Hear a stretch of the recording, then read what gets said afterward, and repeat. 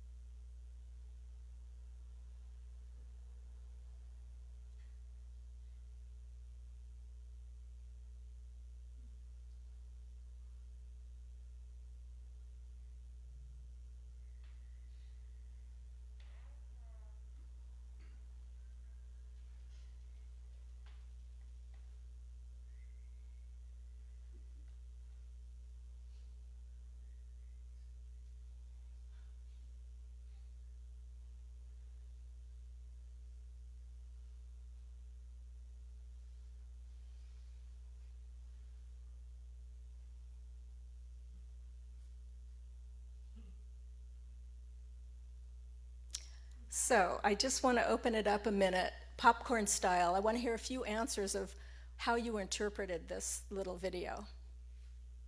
Don't be shy. Conflict. Sorry? Confrontation. Emotion. Bully. Aggressive. Looks like how dogs sometimes interact. Dog interaction. Okay. Not wanting to be boxed in. Okay. Yes? I'm glad the two had enough self-care to get the hell out of Dodge. Okay. Did you all hear that? He was glad the two had enough self-care to get out of Dodge. Anybody else? Okay. Freedom? Okay.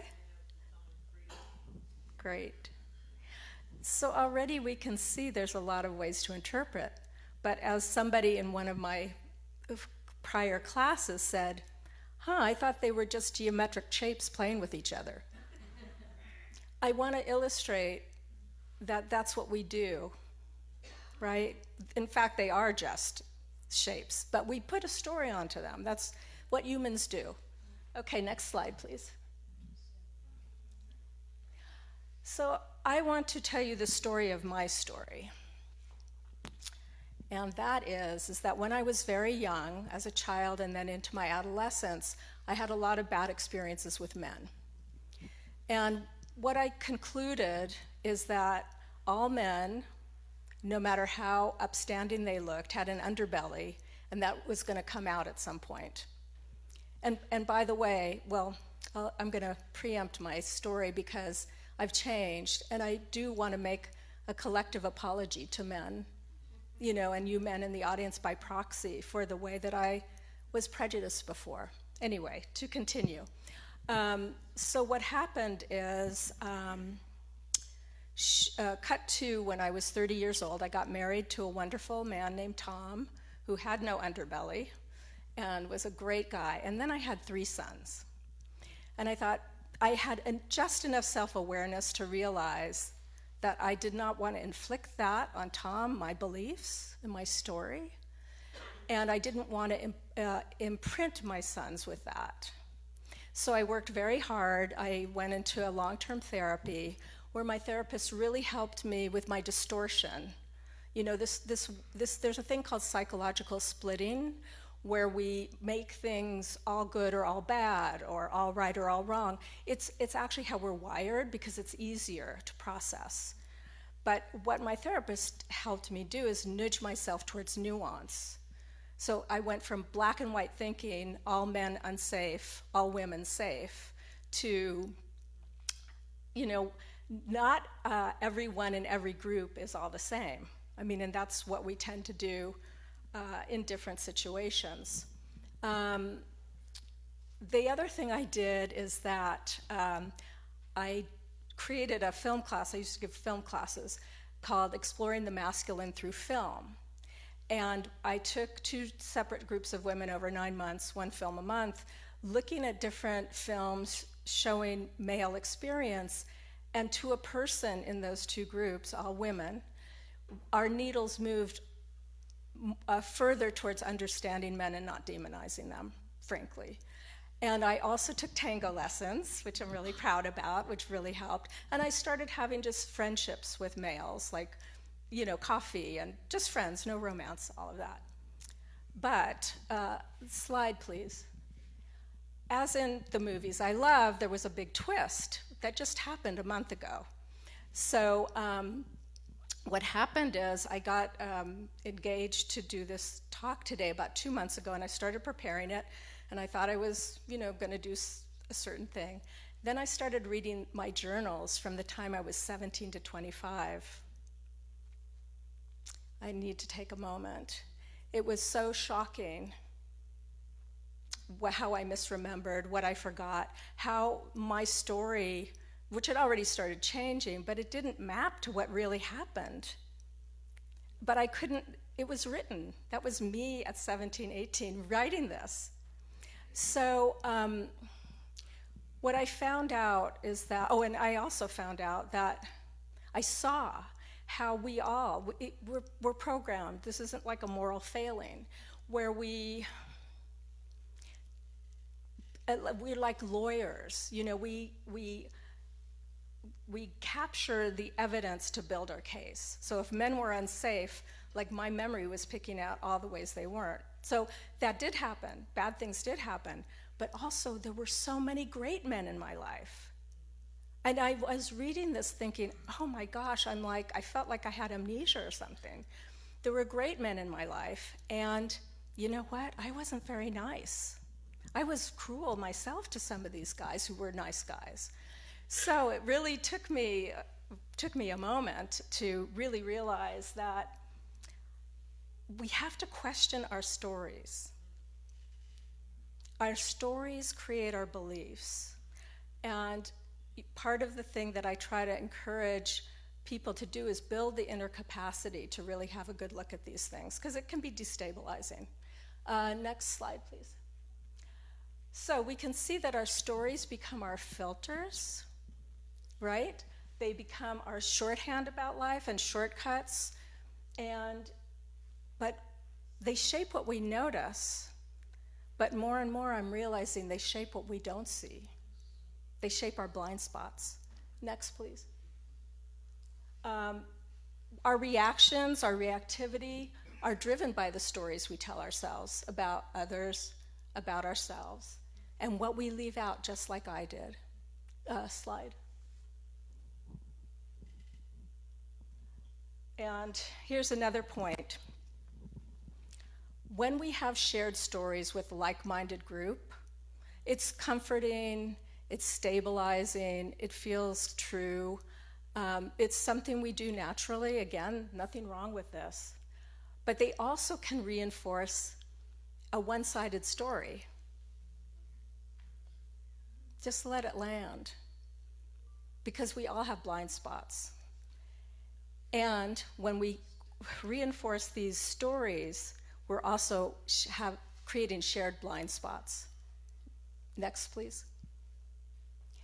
I'm coming to think, this is just in the last month, that our shared blind spots might be more impactful than our shared beliefs. Because what it means is that we are unconsciously, most of this is unconscious until we make it conscious, and then we can catch ourselves, right? But what it is with groupthink, it's like there's a tacit, unconscious, unspoken agreement to ignore inconvenient truths. Could be about, if we're talking about sides, it could be about the other side, it could be about our own side, right? Slide. So if we are all one, why is it so hard to live like we are? The problem isn't necessarily that we don't believe it, but it's that when we project our story and our beliefs onto someone or a group, or even as someone who we think is a part of a group, we do not see them for who they really are. Next. Stories help us make sense of life. I've said that before. But they also can make it harder for us to live like we are all one. Does that land? Does that make sense? Okay, next. I think a part of spiritual maturity is noticing the stories we tell ourselves, but then going beyond that to see other stories. Many stories can be true at once. It isn't that one story needs to invalidate another. One story is right and the rest of them are wrong. And maybe it allows us to go into even a bigger story that we are all one. Next. When I first started this work about 10 years ago, I ran across this quote. If I thought the country should be less polarized, and I do, I would have to start with being less polarized myself. And honestly, this has become my guiding, my what do they call it? The North Star, my GPS, both internally and externally. I think what every one of us can do, anyone can do this. We don't need someone else to be different. We can look at how we're polarized within and work on depolarizing ourselves. Next. What do you mean by Polarized. Okay, so in politics, polarization are like the two sides. Like my side's team good and that side is team evil. It's taking things into black and white instead of nuance. Is that making sense for you now? No. Like how our politics are polarized in this? Do you see that? I hear that. Yeah, so it's like we're enemies, right? It's us versus them. That's called polarization. Is that okay? Thank you for asking, because I'll do this better next time. So where do I start? Let's see, next slide. So first, notice that something's happening. I'm getting triggered, I'm getting judgmental, I'm getting critical, I'm getting angry. Notice your own reactivity, that's the first step. Second, pause. What might I be missing here? What might my blind spots be? And thirdly, look again. What story might I be telling myself? What belief system might I be imposing on this situation? Slide, please. So I want you to take a moment now, and this is just for yourself. Think of a recent interaction with someone with whom you disagreed or got triggered by or judged. What story were you telling yourself? What belief were you bringing to the situation? What might you not have been seeing? And I'm just going to give you a few minutes to think about this.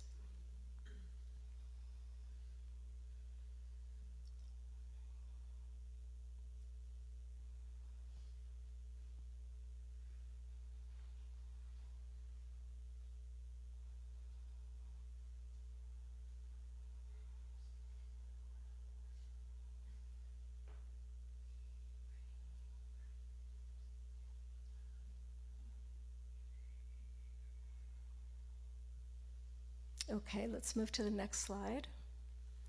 I'm going to end with this 2-minute video by a woman named Catherine Schultz, who wrote a book called On Being Wrong. She calls herself a wrongologist. So you can play it now, please.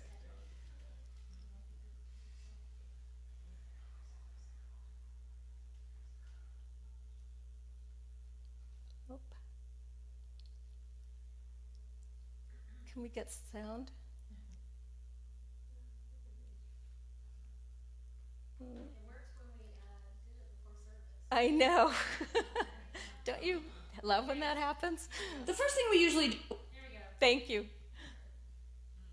think for a moment about what it means to feel right. It means that you think that your beliefs just perfectly reflect reality.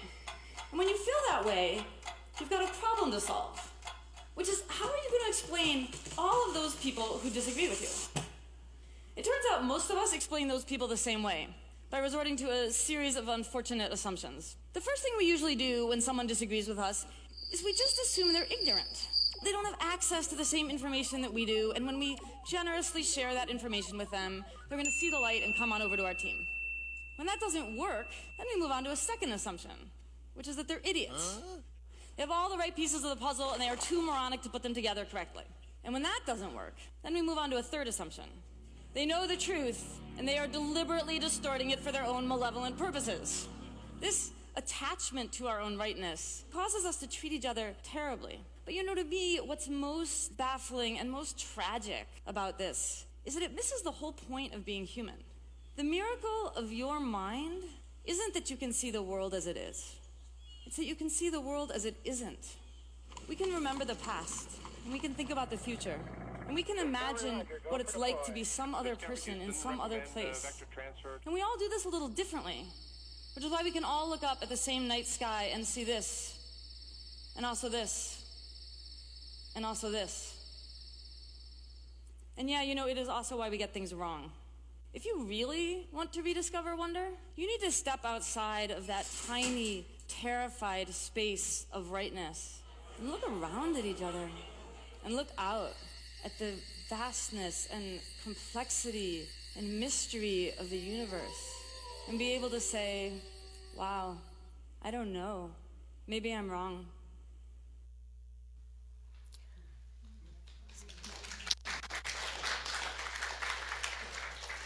So I'm going to do something impromptu now, and I promised myself I wouldn't go off script, but too bad. I just want to say, because I've taken this personal journey of being very certain when I started all this in 2017 to really feeling almost like I had my DNA changed by the process. And it makes you wobbly. It's because everything I thought I believed was put into question, but I really want to be a beacon because it's such a better way to live. It's not just about politics. It's about relationships. It's about the workplace. It's about our families. And it's just the best. So I'm advocating for the process. Next slide, please. So I want to thank you so much for coming.